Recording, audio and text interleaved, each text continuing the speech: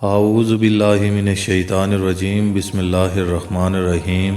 یا اللہ ہمیں عقبات کو سننے سمجھنے اور اس پر عمل کرنے کی توفیق عطا فرما، ہماری زبانوں کو سچ کی گواہی کے لیے کھول دے اور ہمارے دلوں کو ہدایت کے لیے نرم فرما، آمین یا رب العالمین۔ السلام علیکم ورحمۃ اللہ وبرکاتہ۔ میں ہوں ساجد کشمیری اور آپ دیکھ رہے ہیں کشمیر ٹی وی 008۔ آج ہم ایک ایسے تاریخی، فکری اور سبق آموز سفر پر نکلیں گے جہاں دو عالمی نظریاتی طاقتوں نے افغانستان کی سرزمین کو اپنا میدان جنگ بنایا، لیکن یہ جنگ محض توپ اور تلوار کی نہیں تھی، بلکہ تہذیبوں، نظاموں اور نظریات کی ایک گہری ٹکراؤ کی کہانی ہے۔ سامعین مکرم، 1979 عیسوی کارل مارکس کے نظریات پر مبنی سوویت یونین، جس نے ازبکستان، قازقستان، تاجکستان اور مشرقی یورپ کے کئی علاقوں کو اپنے نظریاتی رنگ میں رنگ دیا، اب افغانستان پر حملہ آور ہوتا ہے۔ سوویت یونین کا مقصد افغانستان کو عسکری طاقت سے روند کر اسے کمیونسٹ بلاک کا حصہ بنانا تھا۔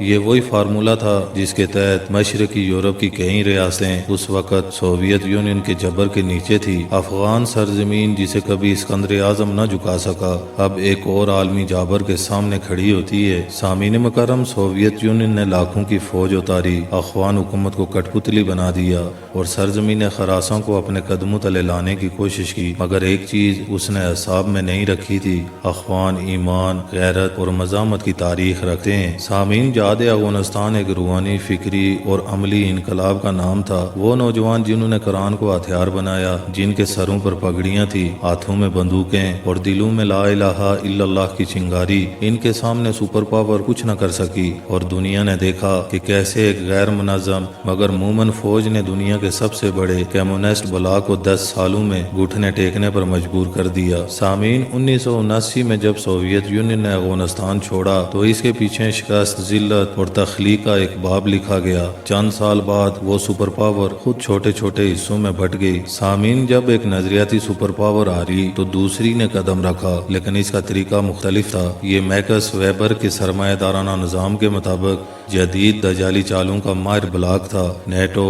امریکہ اور مغربی اتحادی۔ سامعین، 2001 میں 9/11 کے بعد دہشت گردی کے خلاف جنگ کے نام پر افغانستان پر یلغار ہوئی، مگر اس بار جنگ براہ راست ملک پر قبضہ کرنے نہیں بلکہ حکومتوں اور نظاموں کو اپنے قابو میں لینے کی تھی۔ ٹیکنالوجی، سیٹلائٹس، ڈرونز، معاشی پابندیاں اور نفسیاتی جنگیں۔ سامعین، یہ سب وہ ہتھیار تھے جن سے افغانستان کے عوام کو جکڑنے کی کوشش کی گئی، لیکن یہاں بھی وہی افغان روح کھڑی رہی۔ یہاں بھی ایمان، مزاحمت اور غیرت نے عالمی فرعون کو چیلنج کر دیا۔ سامعین مکرم، یہ جنگ 20 سال چلی۔ امریکہ نے جدید ہتھیار استعمال کیے، افغانستان کے نظام کو اپنے مطابق ڈالنے کی کوشش کی، مگر نتیجہ 2021 عیسوی میں امریکی فوج رات کے اندھیرے میں بگرام ایئر بیس سے ایسے نکلی جیسے کوئی چور رات میں گھر سے بھاگتا ہے۔ لیکن یہاں بات سوویت یونین سے مختلف تھی۔ امریکہ واپس گیا، مگر اپنا اثر، اپنی ایجنسیز، اپنی حکومتیں اور اپنا انفراسٹرکچر کو پیچھے چھوڑ کر،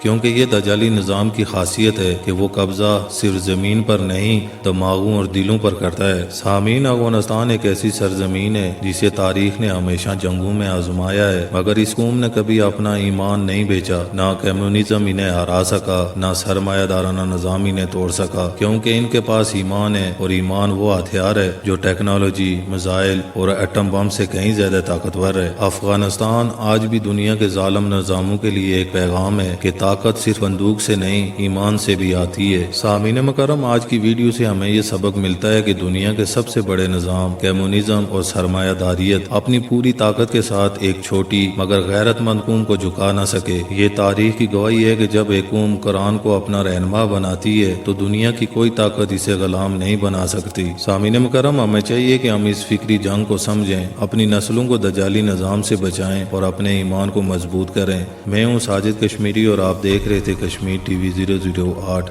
اگر آپ کو یہ ویڈیو علم و بصیرت کا خزانہ لگی ہو تو ہمارے چینل کو سبسکرائب کریں، ویڈیو کو شیئر کریں اور کمنٹس میں اپنی رائے کا اظہار لازمی کریں۔ یاد رکھیں، یہ جنگ صرف بندوق کی نہیں، نظریات کی ہے، اور نظریات کی جنگ میں وہی جیتا ہے جو حق پر ہوتا ہے۔ وآخر دعوانا ان الحمدللہ رب العالمین۔